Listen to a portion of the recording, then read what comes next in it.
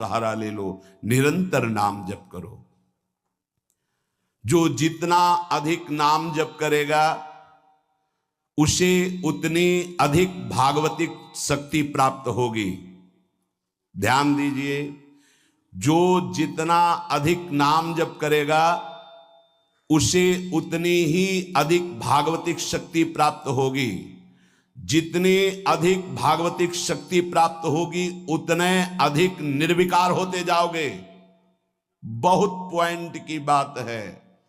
सब कहते हैं हमें ये विकार ये विकार, ये रोने की घिघियाने की जरूरत नहीं है, ताकतवर बनने की जरूरत है। ताकत है भगवान नाम जप। फिर सुनो, जो जितना अधिक नाम जप करेगा उसे उतनी अधिक भागवतिक शक्ति प्राप्त होगी। जिसकी जितनी अधिक भागवतिक आध्यात्मिक शक्ति जागृत होगी उतना ही वो निर्विकार होगा। जिस व्यक्ति को गुरुदेव ने जो मंत्र जो नाम दिया है उस एक मंत्र एक नाम को बहुत काल तक जप का अभ्यास बनाओ। ये बहुत कठिन बात है। कल भी शाम के कह रहे थे कि एकांत में किसी एक मंत्र पे रखना, इसकी चाल है, पकड़ी गई चाल। जब मंत्र में लगे तब पद की बात कर रहा है, पद चलाओ। जब पद में लगे तो नाम की बात कर रहा है, नाम चलाओ। जब नाम में लग गए तो कहता मंत्र चलाओ। इसकी बात मत सुनो। एक जगह पकड़ लिया, अब नाम चल पड़ा। अपने लोगों का जैसे अब नाम चल पड़ा तो पवित्र हैं अपवित्र हैं मंत्र में नहीं पहुंचेंगे, सीधे नाम में लगे हुए हैं। अब अचानक मंत्र चलने लगा, अब मंत्र पे पूरी एकाग्रता हो गई। पद चलने लगा तो पद पे पूरी एक भाग, तू कहां भागेगा, आना पड़ेगा इसी घेरे में। मंत्र चल रहा है, वो श्रद्धा कर रहा है, इस समय पद गाओ, इस समय पद में चलो। बार बार विक्षेप बिल्कुल नहीं सुनना, बार बार मंत्र। क्योंकि जब पद में जाओगे तो वहां भी नहीं टिकेगा, वो कोई प्रपंच सामने खड़ा कर देगा। इसको सुनो, इसको देखो, इसका चिंतन करो। माला ले लिए, चलो पार्क में टहल कर रहेंगे, गली में टहलते, बालकनी में खड़े हो जाते हैं, पूरी एकाग्रता रहेगी। हाँ, फंसाएगा किसी चित्र में, चिंतन में फंसाएगा। बहुत साधक को सावधानी की जरूरत है। जिस उपासक को जो मंत्र जो नाम मिला है, एक नाम एक मंत्र बहुत समय तक उसे चलाने का अभ्यास कीजिए। ये बहुत छलिया है मन। ये तो मंत्र तो इतना जप ही लिए हो ना, अब राधा नाम जपते हैं। हाँ, बात तो सही तुम्हारी, तो चलो राधा राधा राधा राधा राधा शुरू किया, अब वो और जगह ले जाएगा। इसका मतलब इसकी सलाह सत से सत, पहले सत से सत और फिर सत से असत में ले जाएगी। इसका मतलब जहां में लग गए वहां में लगना चाहिए, इसकी सलाह नहीं माननी चाहिए। ये बहुत सलाहें देता है, सलाह देना इसकी स्वभाव प्रवृत्ति संकल्प विकल्प, इसी को रोकना है। उपासक पकड़ पाओ तो बहुत लाभ प्राप्त होगा। सब इस समय हमें ये नहीं देखना कि मानसिक से कितना लाभ है, उपांशु से कितना, ये सब बातें मत देखो। अरे वाचिक से 10 गुना उपांशु, उपांशु से 100 गुना मानसिक, ये गुना उना हमें नहीं चाहिए। इस समय हमें भगवदाकार वृत्ति करनी है। हमें कोई लाभ हो हानि हो गुना से मतलब नहीं। वहां जपने से इतना लाभ, वहां जपने, हमारा केवल लक्ष्य है प्रभु का स्मरण। पकड़ो बात। अब वो अगर मानसिक नहीं हो रहा तो उपांशु आते हैं, उपांशु नहीं हो रहा तो हम वाचिक आते हैं, वाचिक नहीं हो तो हम कीर्तन करते हैं। छोड़ेंगे नहीं तुम्हें, बख्शेंगे नहीं। अनन्य चेता सततम, हमें सतत अनन्य चित्त को अपने आराध्य देव में जोड़ना है। जिस उपासक में भोगों की त्याग वृत्ति अधिक है वो बहुत जल्दी सिद्ध होता है। पकड़ो, जो पुरुषार्थ तो करता है पर साथ में भोगों को भी भोगता है, उसकी आसक्ति भजन में नहीं हो पाती, वो आगे नहीं बढ़ पाएगा जब तक वो अपनी वृत्ति को सुधारेगा नहीं। जो तत्व ज्ञान प्राप्त, पकड़ो, जो पुरुषार्थ तो करता है पर साथ में भोगों को भी भोगता है, उसकी आसक्ति भजन में नहीं हो पाती, वो आगे नहीं बढ़ पाएगा जब तक वो अपनी वृत्ति को सुधारेगा नहीं। जो तत्व ज्ञान प्राप्त करना चाहता है या प्रेम प्राप्त करना चाहता है, उसको चाहिए कि सदगुरु की अधीनता स्वीकार कर ले, क्योंकि बिना सदगुरु की अधीनता के उसे परिपक्व अवस्था प्राप्त नहीं होगी। जो सदगुरु बतावे नियम दे, उनका अक्षरशः पालन करे। जब सदगुरु की कृपा से अधिक जप होने लगता है तो शरीर के परमाणु नामाकार मंत्राकार हो जाते हैं। जैसे आपको सत्संग में याद हो बताया कि पूज्य बाबा श्रीधर जी के जब चरण चापने 8 बजे रात्रि के जाते थे तो चरण स्पर्श करते ही ऐसा लगता मशीन फिट हो गई हृदय में, मंत्र ऐसे चलने लगता।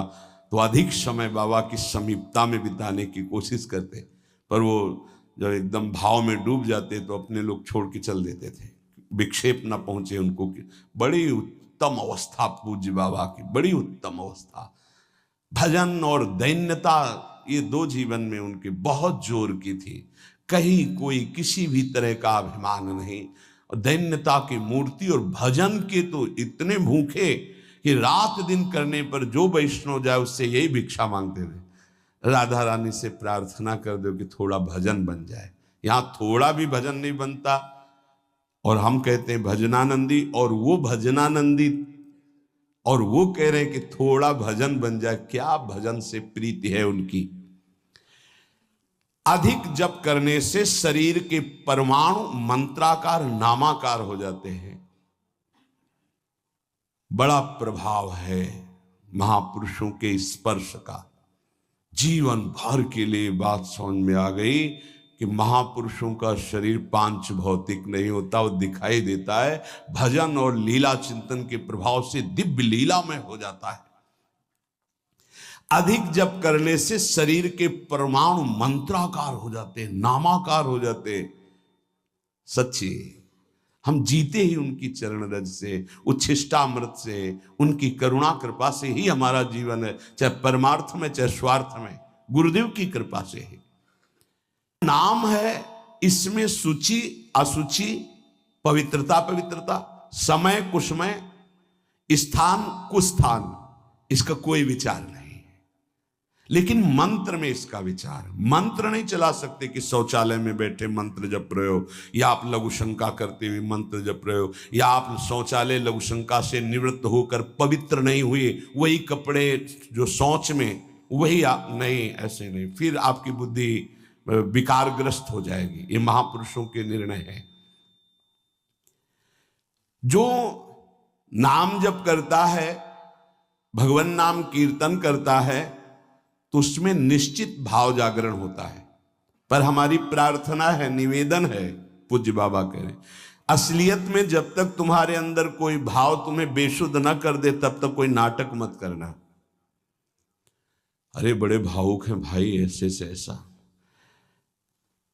रोना, चिल्लाना, बेसुरा बोलना, नाचना, गिर पड़ना, मूर्छित हो जाना, असलियत में ये सब भाव आते हैं जब अधिक नाम जप, नाम कीर्तन, तो ये सब जागृत होता है।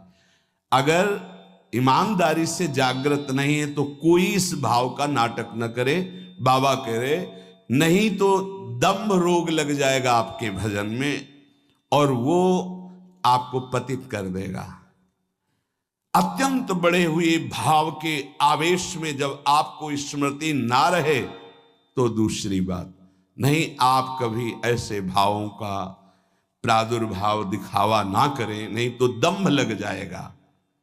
भाई मैं तुमसे बहुत एकांतिक बात कहता हूं कि एक आदमी ध्यान करे और एक आदमी नाम जप, नाम कीर्तन करे, तो थोड़े समय में तुम देख लेना कि नाम जापक और नाम कीर्तन करने वाले की आध्यात्मिक उन्नति कितनी जोर की हुई है। पूज्य बाबा साक्षात ब्रह्म है। इन्हीं की कृपा प्रसाद से पूज्य पंडित गया दल के सिद्ध महा जोर की हुई है। पूज्य बाबा साक्षात ब्रह्म है। इन्हीं की कृपा प्रसाद से पूज्य पंडित गया प्रसाद जी महाराज ब्रजमंडल के सिद्ध महापुरुष, इन्हीं को गुरुदेव के रूप में वर्ण करके ऐसी उच्च अवस्था प्राप्त की थी कि गीता वाटिका से भाई जी और राधा बाबा परम प्यार दुलार आदर पूज्य पंडित गया प्रसाद जी का करते थे। देखो कलयुग को बहुत खराब बताया गया है। पूज्य बाबा कह रहे युग है भी इसमें बहुत दोष, परंतु हम आपसे कहते हैं कि कलयुग बहुत महिमामय भी है। बड़े बड़े ऋषि मुनि देवता याचना करते हैं कि मुझे कलयुग में जन्म मिले। क्यों?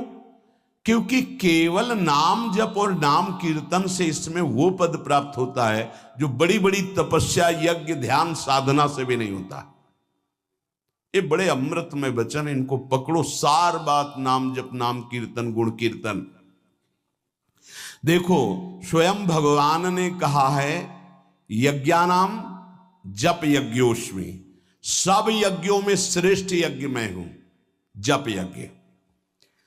अब यज्ञ अश्वमेध यज्ञ, राजसूय यज्ञ, बड़ी बड़ी यज्ञ जो चक्रवर्ती सम्राट महाबलशाली पुण्यात्मा राजर्षि करते थे, उन सब यज्ञों में श्रेष्ठ है जप यज्ञ।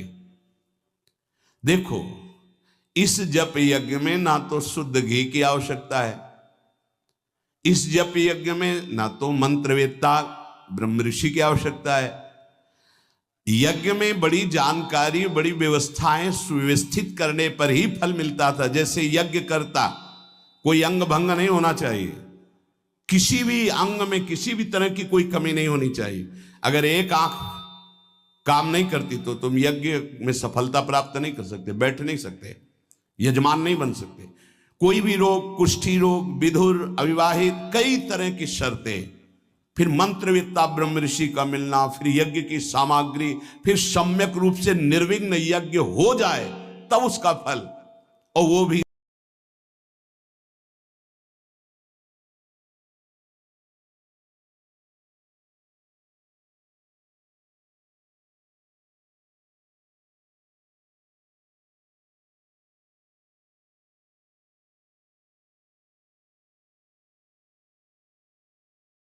बालक भी कर फल, और वो भी स्वर्ग आदि अन्य लोग है। इसे बालक भी कर सकता है, बूढ़ा